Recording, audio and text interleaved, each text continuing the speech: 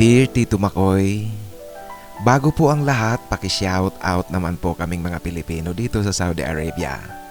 Alam ko po marami kang mga tagapakinig rito sa Saudi na mga Pilipino. Magaganda po kasi ang mga kwentong binabasa mo. Salamat naman. May mga nakikinig pala sa atin dyan sa Saudi Arabia. Sa bagay nga parang pang-apat na yata ito o pangatlong natanggap kong email mula dyan sa Saudi Arabia. Pang-apat siguro o pangatlo, hindi ako sigurado. Anyway, shout out sa lahat nating mga kababayan dyan sa Saudi. At maraming salamat sa inyong suporta. Ingat lang kayong palagi mga kababayan. Ituloy na po natin ang pagbasa ko nitong email na pinadala sa akin ng isa nating kababayan dyan sa Saudi Arabia. Ako po si Abner, hindi tunay na pangalan. Napakinggan ko ang ibinahaging kwento ni Jay. Siyempre nakarelate ako ng husto kasi nandito ako.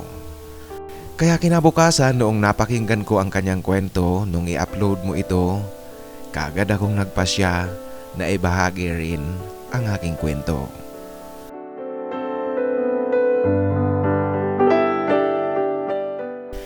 Pinuntahan ko ang aking pinsan sa isang village na ang pangalan ay Malham. Malayo po yan sa Riyadh City. Kung mula sa sentro ng Riyadh, siguro aabutin ng 100 kilometro ang layo nito. Kaso ako naman, ang tirahan ko ay nasa northern part ng Riyadh. Kaya malapit ito ng kaunti, siguro mga 70 hanggang 80 kilometers na lang ang layo nito. Ang problema dahil sa malayo ang lugar, may mga dadaan ng disyerto, walang bahay at walang gusali. Talagang isang napakalawak na lupain. Mahirap ang pagpunta rito kung wala kang sariling sasakyan kagaya ko. Pero dahil nga namamayagpag na rin ang Careem at ang Uber, nag-book na lang ako sa Uber. Sa aking pagbubook, kinakailangan pa ang kaunting pangungumbinsi sa driver kasi nang malaman niya na Malham ang aking punta, nagrereklamo ito, malayo raw. Sigurado raw na mahal ang ibabayad ko. At baka magreklamo lang ako pagdating ng bayaran. Ang sabi ko naman, nag-book ako ng sasakyan, nakahanda akong magbayad kahit na magkano ang aabutin nito. Total, nasa application naman at merong computation. Sa madaling kwento, nakumbinsi ko siya at naihatid niya ako sa aking pinsan. Araw na Biyernes noon, umaga. Ang kaibigan ko kasi na may sariling sasakyan, merong ibang lakad kaya hindi niya ako nasamahan sa aking pagpunta sa pinsan ko. Birthday po kasi ng pinsan ko. Nangako ako sa kanya na pupunta ako sa kanila para magkasama naman kami sa pagdiriwang niya ng kanyang kaarawan. Dinalhan ko na rin siya ng ilang mga pinamili kong pagkain sa Bata area sa mga Filipino store doon. Noong isang araw kasi sumama ako sa kaibigan ko na pumunta doon sa Bata kaya namili na rin ako ng kailangan ko at binilhan ko rin ang pinsan ko. Ang lugar kung saan nakatira at nagtatrabaho ang pinsan ko, kung hambing natin sa Pilipinas, pwede nating sabihing liblib na lugar. Ang pagkakaiba nga lang, marami ring mga magagandang gusali rito. Merong mga tindahan at nasa sentro rin ng village ang tirahan ng pinsan ko. Malayo nga lang po ito sa kalungsuran. Maghapon kaming magkasama ng pinsan ko noong araw na iyon sa company villa ng kanilang pinagtatrabahuan. Sa pagdiriwang ng kanyang kaarawan, tanging ang ginagawa lang naman namin ay mag-karaoke. At dahil nga sa malayo ito sa lungsod, ang problema ko talaga yung pag-uwi ko muli sa Riyadh City. Ang Uber driver or Careem driver na nakakarating sa lugar ng pinsan ko ay bibihira lang talaga. Alas 4 pa lang ng hapon, nag-umpisa na akong mag-book kasi alam kong medyo matagal-tagal na proseso ito. At tila nga tiyambangan lang talaga kung merong makakasagap na driver sa aking pagbubok. Pareho ako nag-book sa Careem at sa Uber kasi pareho ako merong application nito sa aking cellphone. Sabi sa akin ng pinsan ko kung alas 6 na raw ng gabi wala pang nagko-confirm sa aking pagbubok sa Uber o kaya sa Careem, kinabukasan na lang ako uuwi sa Riyadh. Matagal talaga ang pagbubok na aking ginawa. Palaging lumalabas sa application, connecting to a driver nearby. Tapos, no driver available. Palaging ito ang kinakahinatnan, pero nagtiyaga talaga akong paulit-ulit na mag-book. Malapit nang lumubog ang araw, sa wakas, meron ding nag-confirm sa booking. Swerte lang na may hinatid ito na isang pasaherong malapit sa lugar. Nakasakay din ako sa wakas. Kumusta ka? Ito ang bati sa akin ng driver. Alam kasi nila ang ibig sabihin ng bati nating iyan. Lahat yatang nationality na nandito sa Saudi Arabia ay alam ang ibig sabihin ng katagang iyan. Ngumiti ako sa kanya. Tinanong niya ako kung alam ko raw ang lugar na aking pupuntahan. Ang sagot ko naman syempre kasi doon ako nakatira. Habang tumatakbo ang sasakyan, patingin-tingin sa akin ang driver. Bandar ang gagamitin kong pangalan sa kanya, hindi ito ang kanyang tunay na pangalan. Pero alam ko ang tunay niyang pangalan na nakalagay sa application ng Uber. Maganda ang sasakyan, Ford Taurus, kaya maluwang ito sa loob. Si Bandar naman may nakasabit pang ID sa dashboard ng kanyang sasakyan. Sa umpisa maganda ang usapan, marunong namang mag-English itong si Bandar. Usap-usap kami ng kaunti habang tumatakbo ang sasakyan, may kaunting tawanan, sinasakyan ko siya. Pero noong tumatagal na, meron nang papitik-pitik ito sa hita ko. Tapos nagtatanong siya kung meron raw akong asawa o kaya may girlfriend ako dito sa Riyadh. Sagot ko naman wala. Bakit wala? Ang daming magagandang Pilipina. Yan ang pasigundang tanong niya sa akin. Wala akong girlfriend, anong issue doon, anong problema? Yan naman ang medyo pabiro at pasuplang kaunti na wika ko sa kanya. Alam mo, gusto kong magkaroon ng kaibigang Pilipino. Wika niya ulit sa akin sabay, hawak muli at kaunting pisil sa hita ko. Nakuha ko na ang ibig niyang sabihin, kaya ang sabi ko sa kanya, my friend, hindi ako bakla. Ito ang wika ko sa kanya. Alam ko na intindihan niya ang ibig kong sabihin kasi alam na alam nila kung ano ang bakla. Hindi mo kailangang maging bakla, basta gusto kita. Ito ang wika niya sa akin, tapos kinuha niya ang kamay ko at bigla itong ipinahawak sa kanyang harapan. Bigla niyang iniba ang direksyon ng sasakyan. Iniliko niya ito sa ibang daan, patungo na sa gitna ng disyerto, medyo papalayo sa highway. Walang malapit na bahay o kaya kahit gusali man lang.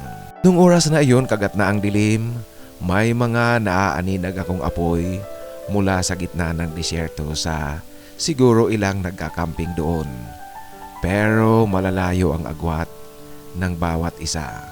May kwento ko lang po sa iyo, Tito Makoy, dito pag weekend ang karamihan ginagawa nila ang pagkakamping sa disyerto at pagpipiknik.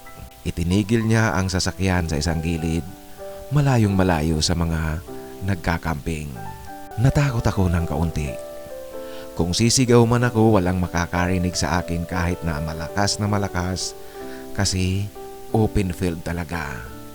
Napakalawak na disyerto.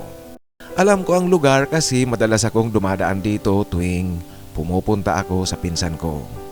Ang pagkakaiba nga lang ngayon ay nasa gitna kami, hindi nasa gilid ng highway. Pinatay ni Bandar ang ilaw sa loob ng sasakyan at bigla niya akong inakbayan. Sige na, gusto kong magsaya tayo ngayon. Yan ang wika niya sa akin.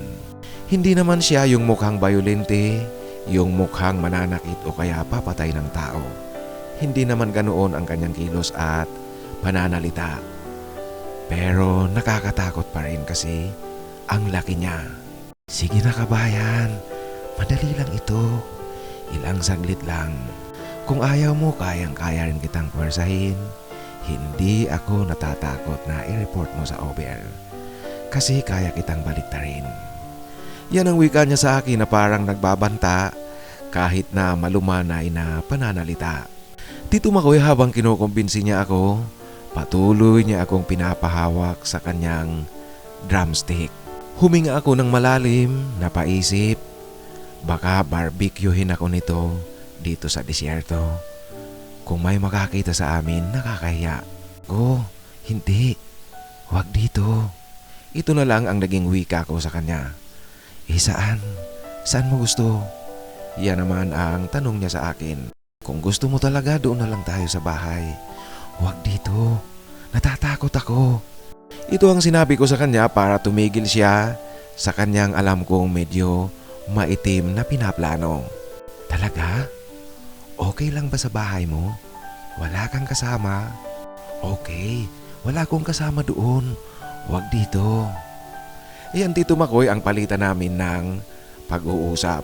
Kung bakit nasabi ko yun sa kanya kasi biglang sumagi sa isip ko ang nangyari at karanasan ko noong bata pa ako.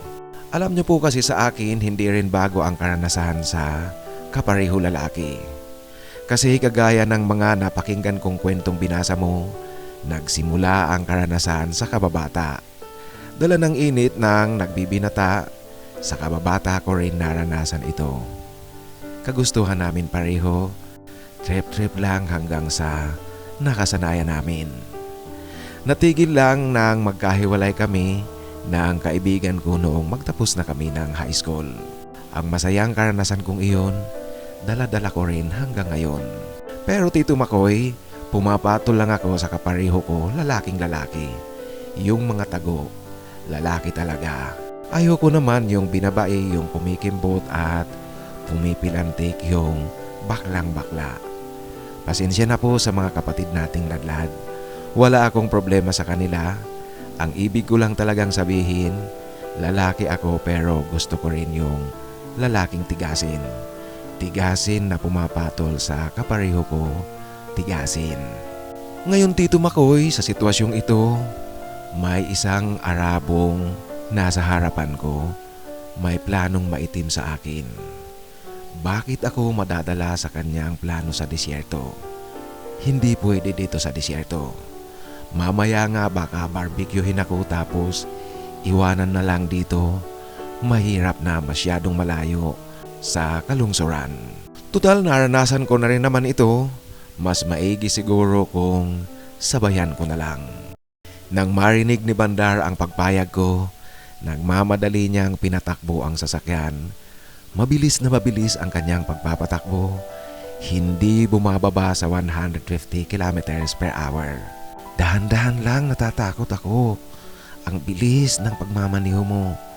Yan ang wika ko sa kanya. Mabilis ang kanyang patakbo kasi gusto niya raw na makarating na kami sa bahay. Bagamat kinakabahan ako ng kaunti kasi papatuloyin ko sa bahay ko ang hindi ko kilala.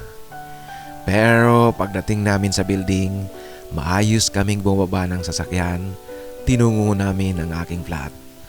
Kunwari nagkikwentuhan kami habang naglalakad ng kung ano-ano na lang papunta sa aking flat. Para hindi mahalata ng ibang taong makakasalubong namin sa loob ng building. Pagpasok namin sa aking flat, pagbukas ko ng ilaw, nakita ko si Bandar, nakangiti sa akin. Dito tumambad sa akin ng tuluyan ang kanyang itsura. Ang gwapo niya pala. Alam niyo po Tito, yung takot kanina na nararamdaman ko, napapalitan ngayon ng parang pananabik sa kanya. Tinungo niya kaagad ang banyo. Pumasok ito at sa wari ko'y naghugas ng kanyang katawan. Nagmamadali rin akong naghugas ng aking katawan, nagsipilyo at nagmugmog ng mouthwash. Paglabas ko sa banyo, nauna nang pumasok sa aking silid tulugan si Bandar. Yung takot kanina na nararamdaman ko, napalitan na ng pag-iinit. Nang muli ko siyang tingnan habang nakangiti sa akin, talaga Tito Makoy, ang gwapo niya pala. Lalaking lalaki ang mukha, bagay na bagay ang pagkakaporma ng ahit ng kanyang bigote at ng kanyang balbas sa itsura ng kanyang mukha. Hindi naman tarantado itong si Bandar kasi nararamdaman ko sa aming pag-aaliw sa unang pagkakataon maingat din siya. Yung mga hakbang niya kanina sa disyerto, dala lang siguro ng sobrang pag-iinit sa katawan. Dinaan niya sa biglaan at kaunting pananakot kasi baka akala niya hindi ako papayag. Alam niyo po ang maitim niyang balak kanina sa akin ay naon siya may pero natuloy na pareho kami nasiyahan. Pagkatapos ng ilang sandali nagdamit na siya at nagpaalam sa akin. Hindi na niya kinuha ang bayad. Okay na daw sa kanya ang ginawa namin. Ang weirdo Tito Makoy kasi parang masarap namnamin ang ginawa niya sa akin. Pumasok na sa isip ko na sana muli kaming magkita. Sana maulit ang aming pagsasalo. Sa nangyari kasi, biglang bumalik sa aking alaala ang kasiyahan na ginagawa namin noon ng kababata ko noong mga teenager pa lang kami. Lipas nga ng isang linggo, tumawag muli sa akin si Bandar. Tuwang-tuwa talaga ako. Madaling araw na pag-arahe pa lang daw siya mula sa pagdadrive sa Uber. Kung pwede ba daw siyang dumaan muli dito sa bahay. Aminin ko Tito Makoy, bigla akong nanabik sa kanyang pagtawag kaya oo kaagad ang sinabi ko sa kanya. Pagkatapos ng pangalawang pagtatagpo naming iyon ni Bandar, nagtuloy-tuloy na ang aming ugnayan. Madalas siyang dumaraan sa bahay kung gagarahin na. Kung weekend, sa bahay na siya natutulog pagkatapos naming maglabing-labing. Umuuwi ito sa kailang bahay paggising niya. Dumating ang mga araw, nakilala ko rin siya ng husto. Likas nga talagang mabait naman at maganda ang kalooban nitong si Bandar. Minsan dinadalhan niya rin ako ng pagkaing binili niya sa labas bago gumarahe. Kung minsan naman nagtatanong sa akin kung ano ang kailangan ko at kung ano ang gusto kong bilhin para bilhin niya bago dumiretso sa bahay. Sa akin naman may pagkakataon na kung alam kong darating siya, pinaglulutuan ko talaga siya ng pagkain.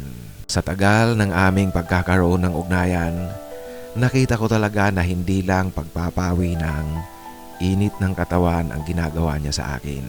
Kagaya ko talaga Tito Makoy, may pagmamahal na rin. Nararamdaman ko iyon. At sa pagpapatuloy ng aming ugnayan, meron na kaming tiwala sa isa't isa. Dahil nga mahal ko na rin siya, nagsasalo kami sa kasiyahan, kami lang talaga ang nakakaramdam. Hanggang ngayon po Tito Makoy, matatag at matamis pa rin ang aming relasyon ni Bandar. Ilang taon na ang nakakaraan. Hindi ko nga po talaga sukat akalain na ang maitim niyang plano noon na naon si Ami sa disyerto pero natuloy. Yan nga ang nakakatawa. Naon siya may pero natuloy. Hindi ko sukat akalain na ito ang magiging daan para sa aming seryosong ugnayan. Maituturing ko na maswerte ako kasi nakatagpo ko itong si Bandar. Hanggang dito na lang po ang aking kwento Tito Makoy. Maraming salamat po sa pagpili mo ng aking liham. Lubos na gumagalang, Abner. Maraming salamat Abner sa pagbabahagi mo ng iyong kwento. Natutuwa ako kasi maganda ang kinahinatnan ng iyong karanasan. Pero ito lang ang sasabihin ko sa iyo, kung meron kang karelasyon, seryosong karelasyon na taga dyan o lokal, seryosuhin mo at maging loyal ka. At kahit siguro anong lahi ang karelasyon mo, maging Pilipino pa yan, dapat loyal ka sa karelasyon mo. Sinasabi ko yan kasi alam mo ang mga Arab people, masyadong siloso ang mga yan. kunting-kunting hint lang na makita nila na hindi ka loyal, wala na yan. At liban dyan sa pagiging loyal na kinakailangan mong gawin, ingat ka talaga maging sa pagsakay ng mga public transport na kagaya ng Uber at saka yung regular taxi. Pero sa akin talagang mas mainam ang Uber, kung Uber ang meron dyan. Kagaya sa Pilipinas, mas mainam na sa Grab sumakay kasi merong application, merong record, merong profile ang mga driver. Kung ano man ang mangyari, merong agency na pwede mong mapagsampahan ng reklamo, may paraan para mahabol ang driver. Sa muli, maraming salamat at ingat palagi dyan. Mga kaibigan, kung meron po kayong kwentong nais na ibahagi, ipadala lang sa aking email, titomarcos@yahoo.com at titomarcos@gmail.com. Maraming salamat po.